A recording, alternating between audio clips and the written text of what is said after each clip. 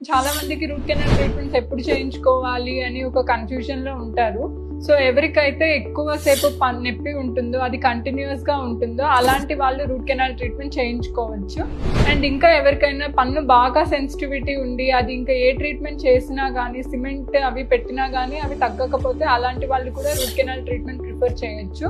And ఇంకా ఏదైనా పళ్ళు బాగా విరిగిపోయి ఆ విరిగిపోయిన పళ్ళు మనము నరం దాకా వెళ్ళిన కండిషన్స్లో కూడా రూట్ కెనాల్ ట్రీట్మెంట్ అనేది మనం సజెస్ట్ చేస్తూ ఉంటాం. చాలా మందికి రూట్ కెనాల్ ట్రీట్మెంట్ అనేది ఒక పెయిన్ఫుల్ ప్రొసీజర్ అని చాలా అపోహలు ఉంటాయి. సో రూట్ కెనాల్ ట్రీట్మెంట్ చేసేటప్పుడు మనము లోకల్ అనెస్థీషియా అనేది ఇస్తాం కాబట్టి పేషెంట్స్కి ఎలాంటి పెయిన్ లేకుండా రూట్ కెనాల్ ట్రీట్మెంట్ అనేది జరుగుతుంది.